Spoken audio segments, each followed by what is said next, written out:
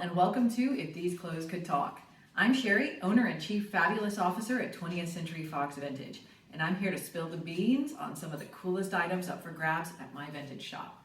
And remember, if any of these items tickle your fancy, they are available for sale at my Etsy shop. The link is in the description box. Now I'm going to stop with the chit chat and get down to business. What's in the box? No, it's not Gwyneth Paltrow's head. Today we're talking all about this fabulous feather hat, the plaid hat box, and two surprises inside. And the era of this particular hat is open for debate. So you need to let me know what you think in the comments. Story time. I discovered this amazing set under what may be false pretenses. I hope that's not true. But it makes for a good story, and there is some evidence that it might actually be true. I discovered these pieces at auction, and the auction house claimed they were from the 1920s. I was so excited because the 20s are such an iconic era, and I really love Art Deco and flapper style. Now this set comes with a letter that references 1919 and the 20s and hats from that era. However, it is difficult to read some of the handwriting, and a critical portion of the letter that seems to hint to the date of the hat is yellow to the point that it is illegible. Let's get into it. This year, PEO here had its 45th anniversary, April 6th. They asked all to wear a fancy old hat. So one day, getting dressed out to something, another club for their something celebration, I came across an old piece, something, May 19, 1919, when something, this is really hard to read, so sorry. The something dealers in Kansas City, Missouri at the Baltimore Hotel. So when I returned home, I thought you girls might like to see a hat I made, and something there. This enclosed, and this is where the letter becomes so yellowed, I don't know if you can see this, that you cannot read the handwriting anymore. So is this hat from the 20s? And it goes on to talk about her yard work.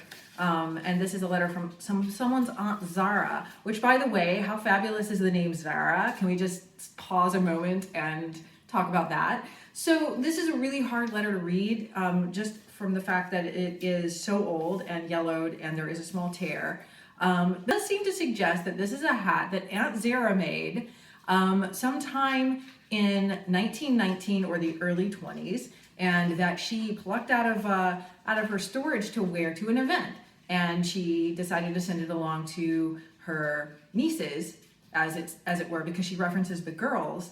So this is a really interesting mystery. So the problem is that I don't feel comfortable suggesting that this piece is from the 1920s without significant evidence. And you know, as you can see, the feathers here are very old, and I have them like scattered about because some of them have been falling out. They are very old. The thing of it is, like, some of these little grommets here look plastic, and I would have to do a little more research to figure out how common that would be in the 1920s.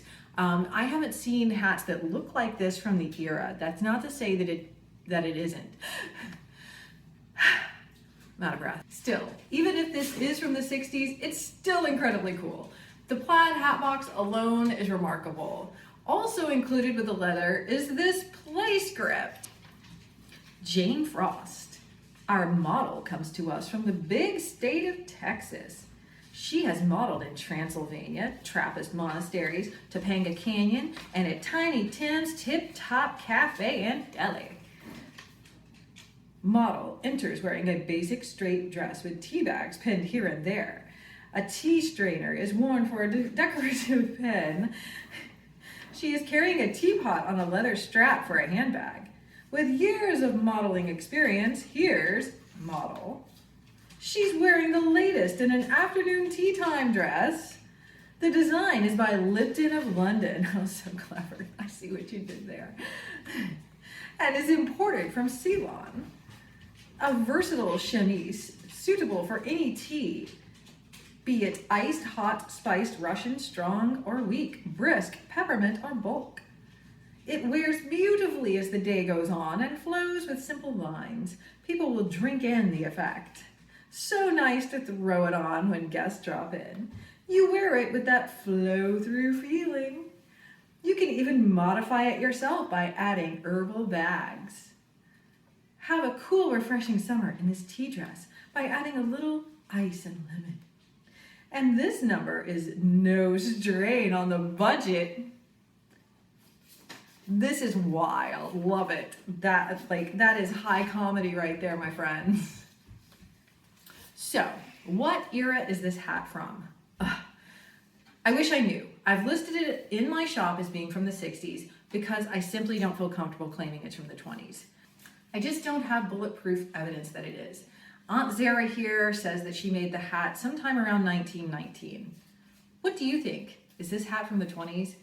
Or was the auction house an error over the era? Let me know what you think in the comments.